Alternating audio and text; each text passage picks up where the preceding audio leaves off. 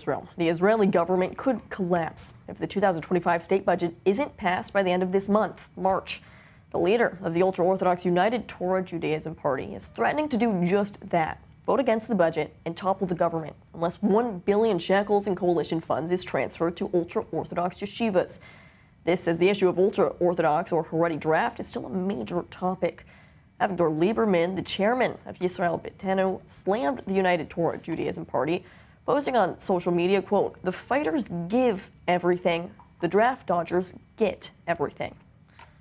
Well, for more, we are joined now by Gil Hoffman, executive director at Honest Reporting and former chief political correspondent at the Jerusalem Post.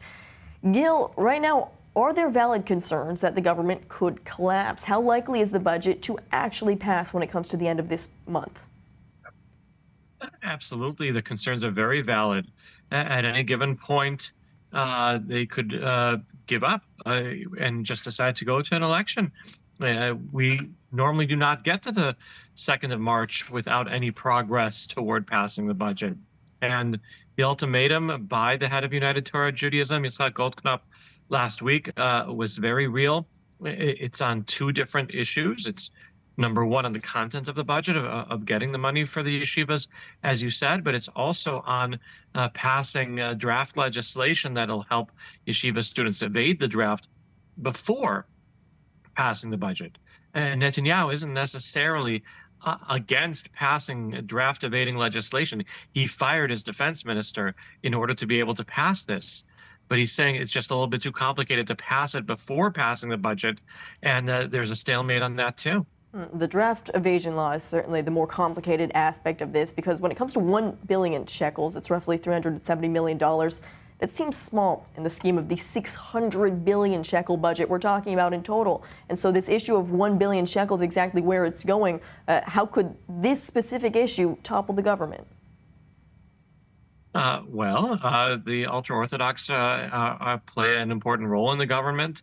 Netanyahu has for decades relied on them in order to get their votes because they don't get in the way usually of diplomatic, security, and economic issues that Netanyahu cares about. And then that allows him to run the country by himself without too many people getting in the way, except when things are about to hit the fan. And that's when the ultra-Orthodox flex their muscles to try to get whatever they want. And this is the time that's particularly sensitive because of the war being the stage where it is, and the people, especially religious Zionists that are part of Netanyahu's coalition, being very resentful of the ultra-Orthodox getting so much money to not serve. And let's not forget, the religious Zionist party of Smotrich has their own ultimatum that they want the war to continue. And the hostages aren't exactly their highest priority, to put it mildly. And so here we have the war, the ceasefire stopped, but it's not like Israel is now sending thousands of troops back into Gaza, which is apparently what Smotrich would want. And so he said if the war does not resume, then his party would leave the government. All these kinds of things can spiral out of control, and that would be very painful for Netanyahu, because the last time Donald Trump was in power, he had to go to 4 elections instead of governing and cooperating with him the way he wanted to.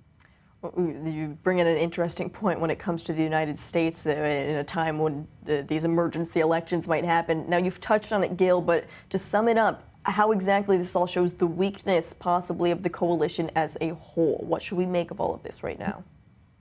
Well, the polls show that if an election would happen, that this particular government, its parties wouldn't do very well. And that's the flaw in the Israeli political system, that if a government is seen as doing well, they would have been interested in initiating their own elections to get another mandate of 4 years. But if a government is seen as doing badly, they have every interest in keeping the government together. And because of that, it rewards mediocrity. The worse a government does, the longer it lasts, except when things get totally out of control. And then Netanyahu could go to an election at a time that makes no sense for him and makes no sense for any of his coalition partners either. So we will certainly have to see what happens in the coming weeks leading up to this crucial date at the end of March. Gil Hoffman, thank you for the latest.